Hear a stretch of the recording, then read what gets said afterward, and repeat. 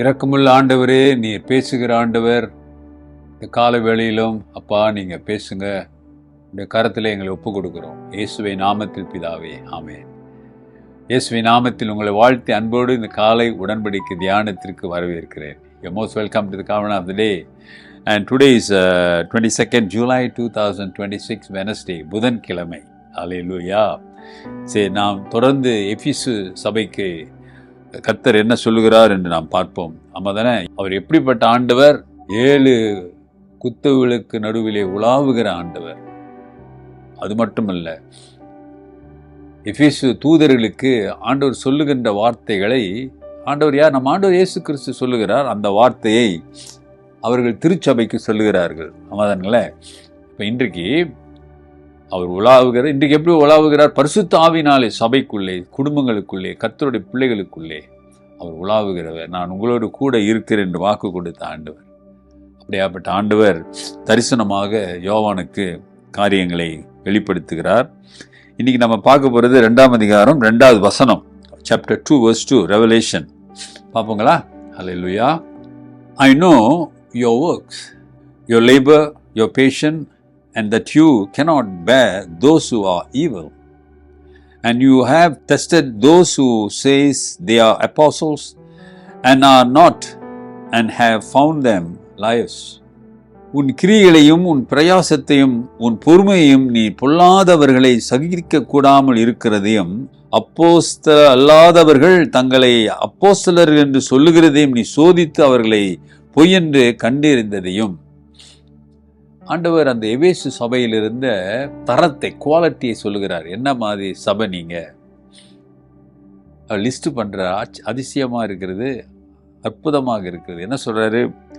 உன் கிரியை, நீ செய்கிற காரியம், உன்னுடைய பிரயாசம், நீ வாஞ்சிக்கிற ஊழியத்தில், சபையில், மக்கள் விசுவாசத்தில் இருக்கிறவங்கள நீ செய்கிற காரியங்களை வாஞ்சிக்கிறது, பிரயாசப்படுறது, அதே வேளையில் தேவைகள் மத்தியில், சோதனை மத்தியிலே பொறுமையாக இருக்கிறதையும். அது மட்டுமல்ல, இன்னொரு காரியத்தை அவர் சொல்லுகிறார், பொல்லாதவர்களை சகிக்கூடாமல் இருக்கிறதையும். பொல்லாதவர்கள் என்றால் ஆங்கிலத்தில் ஈவில் என்று போட்டிருக்கு. Evil. You cannot bear those who are evil. ஆமென். பொல்லாதவர்கள் என்ன? கர்த்தருக்கு விரோதமான காரியங்களை செய்கிறவர், கர்த்தருக்கு விரோதமான காரியங்களை போதிக்கிறவர். அவர் தேவகுமாரன் அல்ல. அவர் நம் பாவங்களுக்காக மரிக்கவில்லை. உபதேசங்களை திணிக்கிறவர்கள், தப்பான உபதேசங்களை. அப்ப அவங்கெல்லாம் யாருன்னு நீ கண்டறிகிற. அது மட்டும் இல்ல, அப்போஸ்தலர் இல்லாதவர்களே அப்போஸ்தலர் என்று இன்னைக்கு எவ்வளவு பேர் கள்ள தீர்க்கதரிசிகள் இருக்கிறார்கள். பாஸ்டர்மார்களும் தப்பான போதனைகளை போதிக்கிறவர்கள் இருக்கிறார்கள். வசனத்தை எடுத்து பலவிதமாக நற்செய்தியை அவர்களுக்கு ஏற்றவாறு, இந்த சூழலுக்கு ஏற்றவாறு மாற்றி பேசுகிறவர்கள் இன்னைக்கு நிறைய பேர் கிளம்பி இருக்கிறார்கள். தமிழ் சபைகளிலே கூட. ஆமாங்க, நாம் கவனமாக இருக்கணும். அதுதான் சொல்றாருங்க, அப்போஸ்தலர் அல்லாதவர்கள் தங்களை அப்போஸ்தலர் என்று சொல்லுகிறதை நீ சோதித்து அவர்களை பொய் என்று கண்டறிந்திருக்கிற. அவங்க உண்மை இல்லாதவங்க, அவங்க பொய் சொல்றாங்க, பொய்யான வேஷம் போட்டு ஊழியம் செய்யறாங்க. இதெல்லாம் நீ கண்டறிந்திருக்கிற. சந்தோஷம். முதலாவது அவங்ககிட்ட இருந்த நன்மைகளை ஆவியானவர் சொல்லுகிறார், ஆண்டவர் சொல்றாரு. அருமையான சகோதரனே, சகோதரியே, மனிதர்கள் உங்களிடத்திலே குறைகளை சொல்லலாம், குறைபாடுகளைத்தான் சொல்லுவார்கள். நல்லதை சொல்லுகிற ரொம்ப குறைவு, உற்சாகப்படுத்துகிறவர் ரொம்ப குறைவு. சிலர் தான் உற்சாகப்படுத்துவார்கள். ஆமா தானே?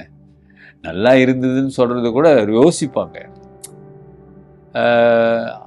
அற்புதமாக இருந்தது, ஆசீர்வாதமாக இருந்தது, is what blessed, sometime people don't want to appreciate, don't want to greet, don't want to say a good word, thank you for your word, thank you for your prayer, it was so blessing. எவ்வளவு நல்லா இருக்கு பாருங்களேன். இன்றைக்கி அப்படி சொல்கிறவர்கள் மிகவும் குறைவு. வந்தோமா, ஆராதனை உட்காந்தோமா, அப்படி போயிடுவாங்க. ரொம்ப குறைவு. பாஸ்டர் கிட்ட பாஸ்டர் இன்னைக்கு ஆசீர்வாதமாக இருந்தது ஆராதனை, கர்த்தர் என்னோடு பேசினார், உங்கள் ஜெபத்துக்காக நன்றி. அல்லது உங்களுக்காக யாராவது ஜெபிச்சா அவங்ககிட்ட போய் நன்றி சொல்கிறீங்களா? அல்லது இந்த அப்ரிசியேஷன் இல்லாதவர்கள் தான் இன்றைக்கு இருக்கிற ஜனம். ஆனால் ஆண்டவர் பாருங்க, எபேசு சபையில் இருக்கிற நல்ல தரமான குவாலிட்டிகளை எடுத்து சொல்லுகிறார். நீங்கள் இப்படிலாம் இருக்கிற, ரொம்ப சந்தோஷம்.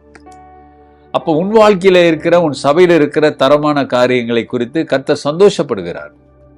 அப்போ யோசித்து பார்க்க வேண்டும். You have to examine or you have to see any good qualities in my church, my congregation, my family, my personally, என் வாழ்க்கையிலே, என் குடும்பத்திலே, திருச்சபையிலே தரமான காரியங்கள் இருக்கிறதா? ஆண்டவர் அதை பார்த்து போற்றுகின்ற காரியங்கள் இருக்கிறதா? The Lord can praise your family, your church, your fellowship, wherever you gather in His name. யோசிச்சு பாருங்க. அப்படியாப்பட்ட ஒரு ஆண்டவர் எதிர்பார்ப்பு நம்மிடத்திலே பார்க்கிறார். ஆவியானவர் அங்கே ஆண்டவராக இயேசு கிறிஸ்து சொல்றாரு இப்படி இந்த சபை இருக்குன்னு. அப்போ இன்னைக்கு நம்முடைய நிலைமையை அவர் சொல்லுவார் தானே. ஒன்றும் இல்லையா, அவங்க வந்துட்டு காலை ஆராய்ச்சிட்டு சும்மா பண்ணிட்டு ஓடிடுவாங்க, ஒரு ஃபெலோஷிப், அவ்வளோதான். அது அடுத்த வாரம் மறுவாரம் வந்து ஒரு ஆராதனை வச்சுட்டு ஒரு ஃபெலோஷிப் வச்சுட்டு போயிடுவாங்க. இதுதான் அவங்க கிறிஸ்தவம். சொல்கிறார், நீ பொறுமையாக இருந்த, தீமையை கண்டுபிடிச்ச, யாரும் உண்மை இல்லாத பொய்யை என்று கண்டுபிடிச்ச, வாஸ் அப்ரிஷியேட்டிங். ஏன்னா அருமையான முதல் நூற்றாண்டிலே கஷ்டம், பாடுகள் நிறைந்தது. கிறிஸ்தவர் என்றாவே அடி உத சிறைதான். அப்படிப்பட்ட சூழ்நிலையிலே ஆண்டவருக்காக நிற்பது என்பது லேசான காரியம் அல்ல. ஆண்டவர் உற்சாகப்படுத்துகிறார். ஜெபிப்போம். கர்த்தர் உங்களை உற்சாகப்படுத்துவார். நல்ல ஆண்டவரே, உடைய வார்த்தைகளுக்காக ஸ்தோத்திரம். நீ உலாவுகிற ஆண்டவர், உங்களுடைய பிள்ளைகளோடு உலாவுங்க. தொடர்ந்து அவர்கள் நன்மையிலே நிலைத்திருக்க, உமக்கு பிரியமானதிலே நிலைத்திருக்க உதவி செய்யுங்க. Help them to abide in glorify your will, Lord. Glorify your thing. Always to try to please you, Lord. உன்னையே பிரியப்படுத்துகிற காரியத்தை செய்ய உதவி செய்யுங்க. ஆசீர்வதிங்க. இயேசுவின் நாமத்தில் பிதாவே, ஆமென். நமது ஆண்டவராகிய இயேசுவுடைய கிருபை, பிதாவின் அன்பு, பரிசுத்தாவின் ஐக்கியம் உங்களோடு உங்களை ஆசீர்வதித்து காப்பதாக. என் ஆத்மாவே கர்த்தரை ஸ்தோத்திரி, என் முழு உள்ளமே பரிசுத்த நாமத்தை ஸ்தோத்திரி. என் ஆத்மாவே கர்த்தரை ஸ்தோத்திரி, அவர் செய்த சகல உபகாரங்களை மறவாதே. ஆமென். என் சிஸ்டர், சகோதரனே, சகோதரி, 5 நிமிஷத்தில் முடிக்குன்னு நினைப்பேன். அது டக்குன்னு மணியை பார்த்தா ஓடிடுச்சு. கர்த்தர் உங்களோடு இருப்பார். Take care and God bless.